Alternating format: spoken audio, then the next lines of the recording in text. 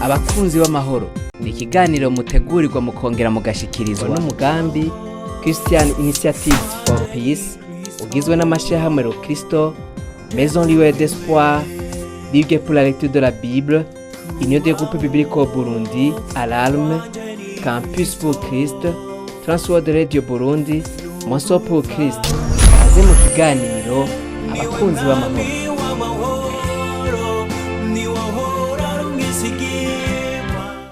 Ndakora mukije inshuti mugenzi mukuzana kiganiro abakunzi b'amahoro. Kino kiganiro ugikurikirana kuri televiziyo Heritage tukatugwaye kaze ngo bane natwe. Kuno musi uri kumwe na Jose Manirakiza twatufise umutumire wacu akaba ari we Onesphore Manirakiza. N'ubu turi kumwe kandi uri umukunzi wacu cyane, umukunzi w'iganiro abakunzi b'amahoro.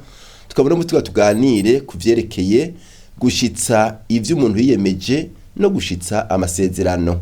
Ni kiro tuganire ko kandi ku mutumire wacu yumva ko naco cyari gikenewe. Sitega mutumire wacu. Urakoze cyane, icyo kiganiro kirakenewe cyane kuko ubuzima bw'abantu bugizwe n'ivyo biyemeza.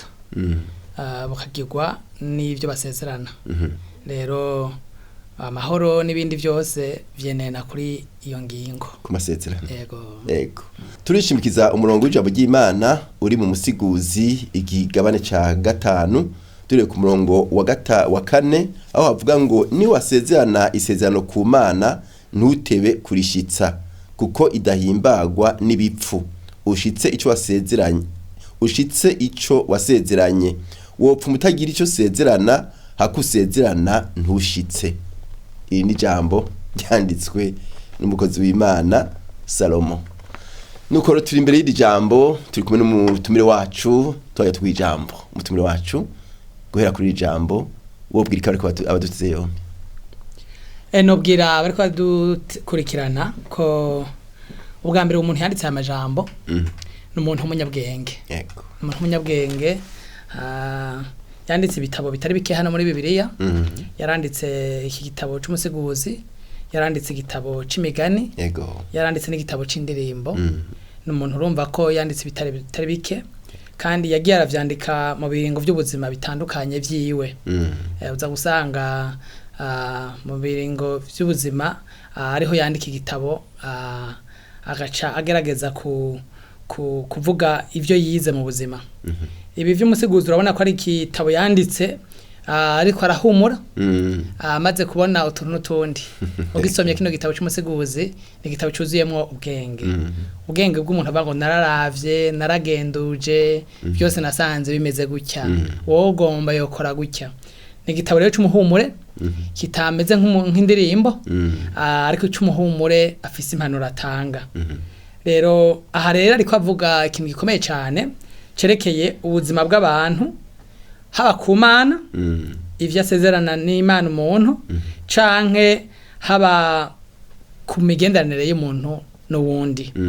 Rero ariko aravuga ijambo rikomeye cyane yuko umuntu agize icyo asezerana, umuntu agize icyo yiyemeza imbere y'Imana akwiye kugishitsa. Yego.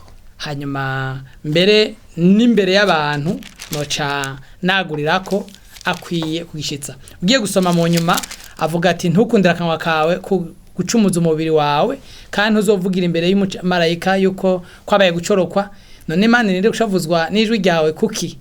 Ariko avuga yuko abantu bakwiye kwitondera ivyo bavuga.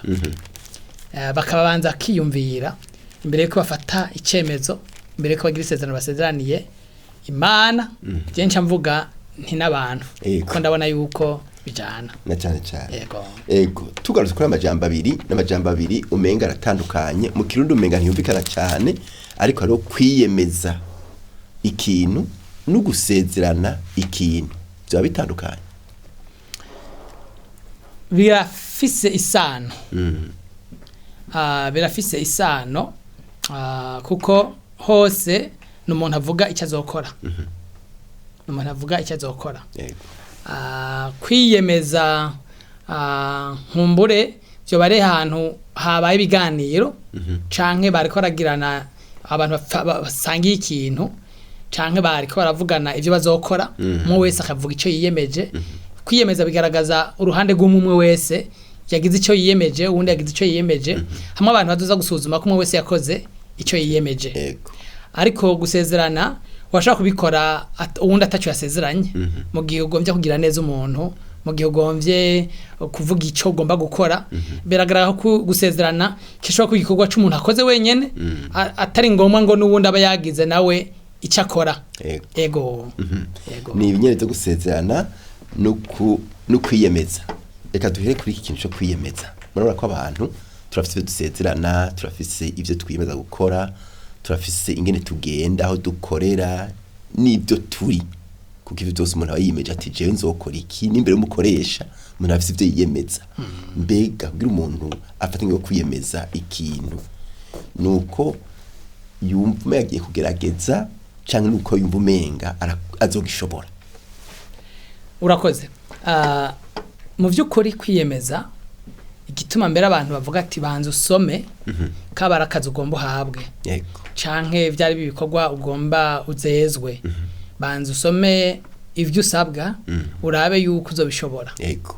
Hanyuma mu nyuma mbere baraguha nakanya ko kwisuzuma ako bitaho kumenyerezwa mu kinyamazi bakita stage. Banza urabe ko ivyo bintu uzoshobora bya bindi wiyimvira ko ushoboye ko by'ukuri ubishoboye imbere yuko usinya icyemezo ntuvuga ngo nk'amasezerano y'akazi amasezerano yari yose imbere yuko wiyemeza ko ivyo bintu uzobikora banza usuzume ko bishoboka. Hariho amasezerano canke imigenderanire bataguha kanya ni y'urugo.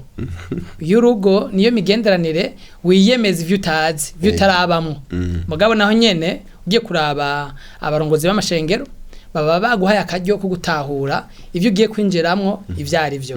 Hanyuma mbere na leta ubu yarabikujije gose ubu bariga abantu bagiye kubaka ugwabo kugira ngo bamenye ivyo ibintu bagiye kwiyemeza ivyari byo. Kandi buryaga imbere yuko umusinya umushaka umukono urashobora kubivamo. Nova yuko baba baguhaye akaryo ko kwiyumvira. Rero mu kwiyemeza nta muntu akwiye kwiyemeza ibintu atiyumviriye. Akwiye kuba yavyumviriye kuko amaze kuvyiyemeza bihinduka itegeko kuri we. Rero urumva ibintu ugomba wemere ngo bihinduke itegeko kuri wewe ukwiye kuba wavyiyumviriye ukaraba intege nke nkomezi ukisuzuma nawe kubishoboye hanyuma ukaraba yuko witeguriye ko bizogutwara icyo bizogutwara cyose uzogikora. Yego. Tumigana abakunzi b'amahoro kandi iyo umuntu iyemeje ikintu nuko abagomba ko haba amahoro hagati y'uwo mukoresha n'umukozi yo bagiye kubakana canke n'ikindi kintu cyose yiyemejemwo.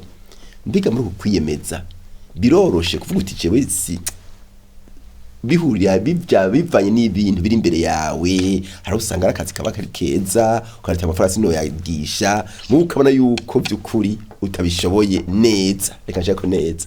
Mbega ni byiza kwiyemeza cyane.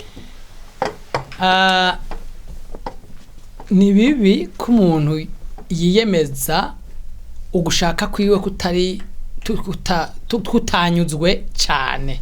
Aho ndavyita umuntu yiyemeje mu gushaka kwiwe agatimatima kiwe katanyuzwe abona ati harimo akantu mugabo nta kundi nubundi ntacyo nari mfise reka nemere ibi bintu. Uyu muntu bizomugora gose kuko yatanguranye intege nke. Yatanguye wenyene azi yuko hari bidakwiye kandi inguvu ziva mu gushaka zizomushoboza kubishitsa ziza ziri nke.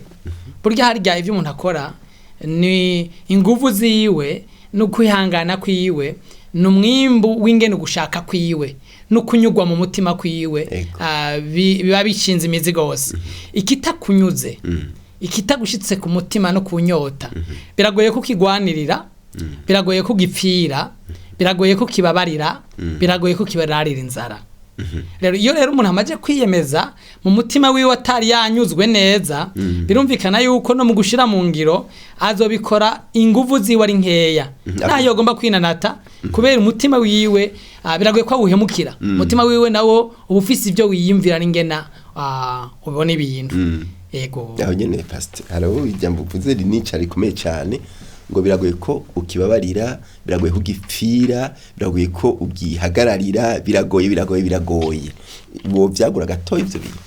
Ego kugira ngo umuntu agire agendere mu ngendo kanaka citse amasezerano kanaka akora igikorwa kanaka hari ibintu bitatu bija hamwe ikintu ca mbere nuko mu mutwe wiwe yabitahuye ivyo bintu akanyugwa muri we ko bikenewe ko ari vyiza ko bikwiye gukorerwa no kwitangirwa hanyuma mu bigumbagumba naho nyene hakavyakira mu mutwe natawe ko ari vyiza bikenewe muga no mu bigumbagumba ndumva niteguriye ndumva no bikora kuko ari ibintu usanga biri vyiza mugo kumva we ntibikwerekeye muga gufite no bigumbagumba ndumva no bikora rero kubigendera no kubirarira no kubipfira n'ingaruka nishigwa mu ngiro ari umwimbu w'ivya bindi bibiri vya mbere rero wa wundi yiyemeje mu vyatanyuzwe neza numva ko mu vyimviro vyiwe ntiyari yananyuzwe mu bigumbagumba vyiwe inguvu zihava zigaragara zihava zimusunikira gushira mu ngiro ziza kuba nkeya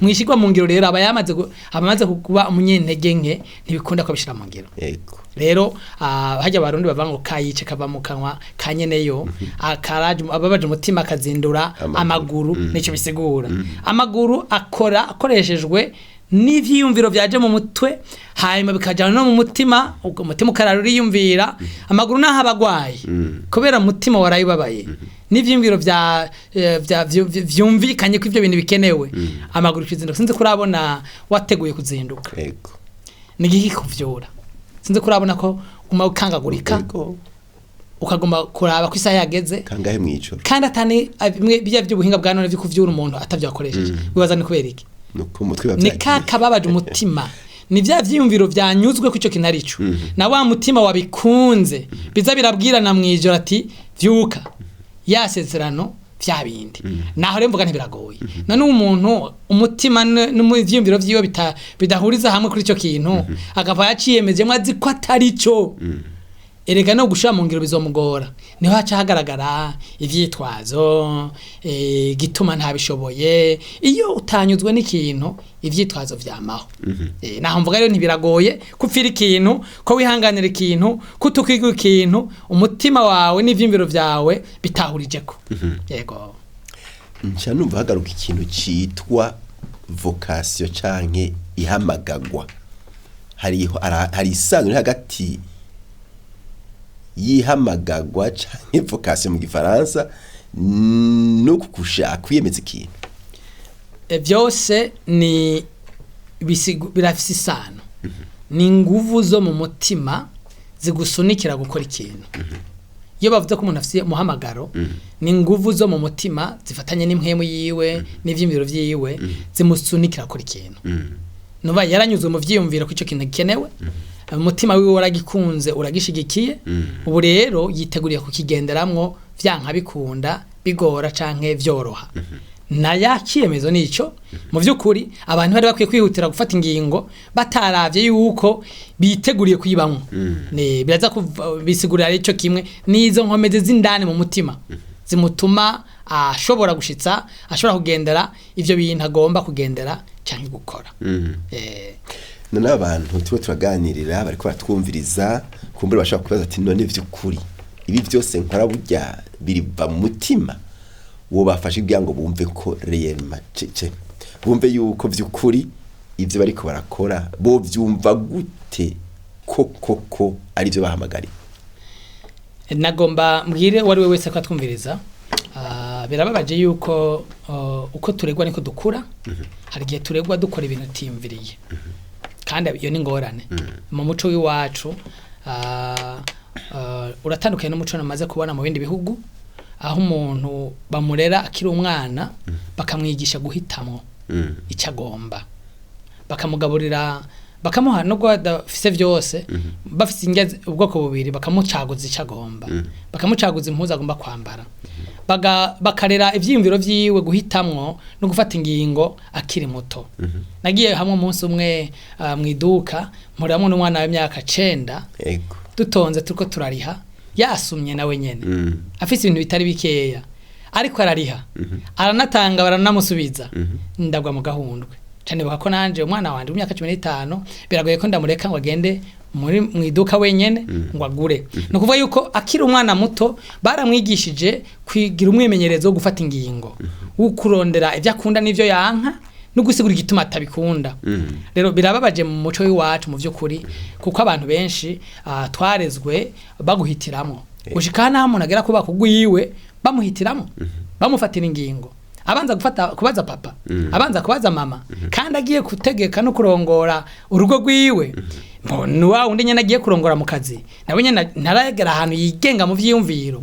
Mu Burundi rero ingorane mbona dufise niyo ndero yuko umuntu yiga gufata ivyemezo no kwiyumvira no guhitamwo iyo ndero ntidufasha abantu barateba kubigira ku buryo rero abantu binjira mu bintu batanyuzwe neza n'uwo mwimenyerezo wo kugerageza kuraba ko yanyuzwe ntawagira agira ibintu ko nabandi babigize. Agomba gukorera Imana nkuko nabandi bayikorera, agomba kubaka urugo nkuko nabandi bagubaka, agomba gusezerana n'ababanyi ivyo bazokora nkuko nabandi yumva babikora. Abonye abantu 3-4 bavyemeye nawe aca vyemera wakavuga ati akadasa nakandi kabarishano n'imigani mwimwi idutera intege kumena nkuko abandi bameze. Ndabona rero mu muco w'iwacu biragoye ko wiyemera ko ivyo umuntu avuze aba ari ivyo mu mutima we, kandi ivyo bivana n'indero twahawe itatwigisha kwanka no kwemera tutaravya abandi twisunze twebwe nyene iriri ndani mu mutima wacu. Yego murakoze cyane. Naha rero cyo tutera tuje imbere none ibi twiyemeza bitavuye mu mutima ari uko abandi babikoze ko abandi bari muri binanda bijemwo bifise ingaruka ki mu buzima bw'umwana w'umuntu cyaye mwihungabanya ry'umutekano cyangwa amahoro. Reka mpere ku ngaruka abifise ku Mana. Muri Zaburi ya 15 haba ngo mbega ninda zogera ku musozi uhoraho. Bari kwavuga umuntu ahimbara Imana. Hanyuma mu majambo bavuga muri yo Zaburi ya 15 aravuga mu maso yiwe igihumbu ku murongo wa 4 kirakengeretse ariko yubaha batinya uhoraho. Ico yarahiye naho cyo mugirira nabi ntiyirahuruza. Imana numwizigirwa igomba ko abayizera n'abayikurikira baba abizigirwa. No kuvuga yuko ya majambo avuga ati uhoraho abantu hazogera ku musozi wiwe abantu Imana nezerererwa kimwe mu bibaranga n'abantu biyemeza bagashitsa ibyo biyemeje naho vyozana ingaruka bakabikora. N'Imana niko imeze, hari ahantu hatari hakeya kubwa amasezerano yayo yihanganira n'ibimeze nabi kubwa amasezerano yayo. No muri Bibiliya turabona abantu batari bake nk'uwitwa Yefute mu Bacamanza 11:35 yari yemeye yuko niyatsinda urugamba umwana uza gusohoka mu rugo rwiwe wa mbere amushikanira Imana. Icyo gihe niko byakogwa aca asanga n'umukobwa wiwe umwe gusa. Rero ikingaruka ya mbere nuko umuntu ahimbara Imana. Umuntu ahimbara Imana n'umuntu wimvuga kuri. N'umuntu ivyo yiyemeje abikora. Cya kabiri, imigendanire y'abantu ntishoboka kugenda neza iyo abantu badashitse ivyo biyemeje. Ingo gitumubona zibayeho nabi kandi ko imyaka ihera ariko vyunyuka. Nuko abantu biyemeza kuzobana. Umugore akiyemeza kuzokuba umugabo wiwe muri vyose. Nkuko abanyefeso 5:24 hayivuga. Umugabo akiyemeza kuzokunda umugore nkuko Kristo yakunze ishengero. Amwihanganira arenza ko muri vyose nkuko habivuga mu Korinto 2:13 ahavuga urukundo. Hanyuma bamaze kuja muri ubwo buzima bakibagira indahiro barahiye. Bakanka gushitsa ivyo basezeranye. Ivyitwazo ntibibuza ngo nuwundi ntiyabikoze nuwundi ntabwo mugabo umwe wese yiyemeje atavuze ngo nzoraba ukundi yabikoze ni icyemezo cyo mutima wiwe. Nuko tubona abantu bakora ku kazi ubuzi bukamara iminsi mikeya umukoresha agahindura mu vyo yemereye abantu. Hanyuma abakozi nabo mumaranye iminsi mikeya bagaca batangura kuzana ibintu mutari mwaraganiriye. Bigaca bizana imigumuko za mpari za manza. Nuko abantu bagura amatongo bagira amasezerano y'ubuguzi bakandika ivyemezo hanyuma bagurana amafaranga hanyuma gasanga ivyo bemeye kuzokora nti babikoze. Ahubwo barondeye ukuntu uwo muntu baheraniye n'uwo muntu bafitiye ikintu bo mu cafuza bo mukuraho mbere bikunda kugira ngo ntazogira ubakurikirana. Burya rero haje imigendana y'abantu ruhagarara wumva baba mu kibano c'abantu mu isi yose ruhagaraye ku bantu bateshitsa ivyo biyemeje. Rero mvyukuri nta mutekano nta mahoro nta gusabana nta kubana mu rukundo bikunda iyo abantu batishitsa ibyo biyemeje. Yego ni ikintu gikomeye cyane kandi urumva ko gitoroshe nawe uri kuratwumviriza urumva yuko aho utumbereye vy'ukuri iyo wiyemeje ikintu urakwiye kugishitsa kugira ngo ubane amahoro n'uwo mwasezeranye. Ariko kandi iyo umuntu yiyemeje ikintu aba afise intumbero agomba gushikako. Mbega iyo umuntu adashitse ku ntumbero yari afise imbere yiwe wewe muri we yiyumva gute? Iyo tugiye mu by'amasezerano hagati y'abantu basangiye ibintu hama harimwo akantu kavuga yuko mu gihe vyogorana bazosubira baganire byahindutse. Rero mu kwiyemeza kose hama harimo akantu karengeye ubwenge n'inguvu z'abantu bavuga ati iki kintu gishitse birashoboka yuko ivyo niyemeje bidakunda. Rero ico gihe baca baganira naho rero ikibanza cy'ibiganiro kiba kiri igihe abana kuri ko biragorana ivyo yari yemeye kuzokora hariho ibitumye atobesheka ko bitamuvuyeko wewe ivyo yari yemeje byari bizomuvako avuga ati je kubimvako kuvyo njejwe nzokora ivyo njejwe. Rero iyo atari ivyo ajejwe nahaba kuganira nahaba kumenyesha uwundi ati yamara bya bindi niyemeje ndabona bigira bigorane kandi bigiye kubituma si jewe twoganira tukasubiramwo tukaraba ingana tuyogenda. Nuko ubuzima bw'abantu bwamamwo ibiganiro biva ngaho naguhaye programme ko uza guhurira ahantu muga ndabona yuko haje ikintu kimbuza gushikayo ndakwiye kubivuga imbere yuko ushikayo wewe kugira ngo ndakubwira yamara nawe twavuganye yasaha je ndabona ntewe n'ikintu kimbuza ko hashika urambabarira undindire ni washikayo kare. Sico kimwe n'umuntu aza gushika iminota 30 40 avango yamara ngo vyangoye ntasigwe n'ivyamugoye n'ikiganiro. Rero iyo ubonye ko ivyo wiyemeje intumbero agomba gushikako zitashoboka cyane cyane bitavuye kuri wewe bivuye hanze ico gihe haca haza ibiganiro no guhanahana ivyiyumviro no guhindura amasezerano. Rero amasezerano arahindurwa araryohorwa arasubirwamwo avuye kuri izo mvu. Ego hari abantu bakunda kuvuga bati ivyo vyose yari yemeje ibi none aje tuganire no kuvuga arampemukiye. Mbega biroshe kwakira uwo muntu aje ngo muganire kubw'ingorane zabaye? Wishize mu gihe banza cyo wasezeraniwe ntivyoroshe muga wibutse ko nawe wewe hari abo wasezeraniye bishaka gushikira bica bitahurika ntivyoroshe kubera ico nagomba nenda gihahamiye mugabo kuko nzi yuko ubuzima bugizwe n'ibintu bitandukanye kandi hari birengeye ingufu z'umwana w'umuntu nari nkwiye gutahura. Rero udatahura abandi acaba nta mubano ntushobora kubana n'abantu ugomba ko ibintu byose bigenda nk'uko vyavuzwe ukibagira yuko harimwo ibirengeye ingufu zacu ibirengeye integuro zacu impanuka amasanganya ibintu twiteze ku bandi nabo nyine batadushikirije hari imvo nyinshi zitume ibintu bidashika. Rero wigize ngo jewe uteza kumpa ivyo wansezeraniye cyanibuka yankuru muri Bibiliya wa muntu yasaba imbabazi umuntu yaraheraniye amafaranga hanyuma akazimuha yagira mugurishe amumuja wiwe hanyuma cyarasohoka acahura nawe n'uwaramuheraniye makeya acaramukarira ubwo no buryarya kurya utahurwa n'abandi niko kuye gutahura abandi kujya abandi bakwihanganira niko nawe ukwiye kwihanganira abandi. Mbere ikintu kidutuma kubana neza n'abandi no kwibuka ko tutari beza nuko ko umuntu dufitanye ubucuti izo ntege nkagaragaje irege na jewe ndazifise gusa ni watazizi we ashaka kutazizi muga hari uwunda nyihanganira hari uwunda mbikira ibanga hari uwunda azi aho bingora kuko nzi ko na jewe bingora handi ni gute nashobora gutahura abagogwa nabo. Rero uwo muntu mu by'ukuri abagomba kuba nta mubano. Yego murakoze cyane no kuvuga ko abantu bakwiye kuba ababana neza bagatahurana bakumva yuko icyashikiye umwe gishobora gushikira n'uwundi icyagoye umwe gishobora kugora uwundi kumwe wese atihagije akenera mugenzi we. Rero turi kuri ibi byambo byo kwiyemeza no gusezerana. Mbega muri umwe dusigaje twobwira iki ariko atwumviriza kuvyerekeye kwiyemeza nico twahereko cyane cyane abariko batwumviriza badukurikiranye twababwira tuti ubuzima nivyo bugizwe no kwiyemeza. Twiyemeza mu rugo, twiyemeza ku kazi, twiyemeza ku babanyi, twiyemeza mu bikorwa vy'Imana, twiyemeza muri vyinshi. Mugabo Bibiliya yatubwiye yuko umuntu yiyemeje ntashitse ico yiyemeje ntabayihimbara.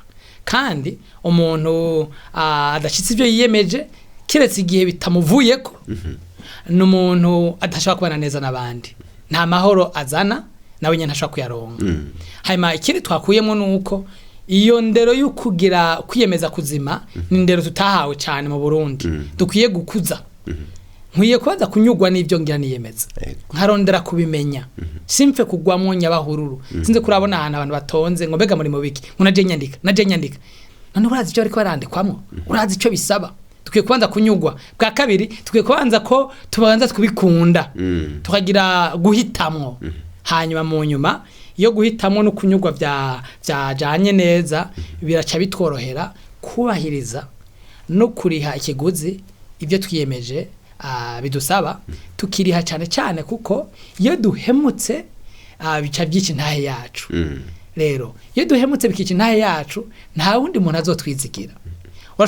Urashobora gutsinda ngaho kiba gatoya cyangwa karenganya umuntu ukibaza ngo wamushoboye mugabo ntiwamushoboye uko ibyo wagize bizomenyekana kandi nta wundi muntu azosubira kwizigira kandi nta umuntu azoshobora gushaka ku mutima kubera ivyo wagize bizogukurikirana uko icyo umuntu abiba nico yimbura. Igituma rero umuntu atereza kwigora akemera naho byo mutwara byinshi akabiriha no kugira ngo iyo ngingo yuko icyo bivye ari cyo wimbura ntimushikeko agaragara ko ari mwizigirwa ko ari mvuga kuri hanyuma n'abandi bamwe yamwizigira. Yego ni wasezerana isezerano imbere y'Imana mugenzi uteze yompi ntutebe kurishitsa kuko Imana yacu idahimbagwa n'ibipfu ngo tumura uburi icyo sezerana hakusezerana ntushitse. Nagenda gukengurukire inshuti mugenzi wabiteze yompi kino iganiro cy'abakunzi b'amahoro ari kurakurikirana ku mbonesha kure #TV. Turagukengurukiye katuze neza ko wanyuzwe n'iganiro twagiranye n'umutumire wacu Manirakiza Onesphore. Turagukengurukiye. Nanjye ndabakengurukiye mwakoze kudukurikirana. Imana ibahezagire. Murakoze cyane. Yego. Abakunzi b'amahoro ni ikiganiro mutegurirwa mukongera mugashikirizwa n'umugambi Christian Initiative for Peace ugizwe n'amashyirahamwe Kristo, Maison Lieu d'Espoir, Ligue pour la lecture de la Bible, Union des groupes bibliques au Burundi, Alarme, Campus pour Christ, Transworld Radio Burundi, Monso pour Christ. Aze mu kiganiro abakunzi b'amahoro.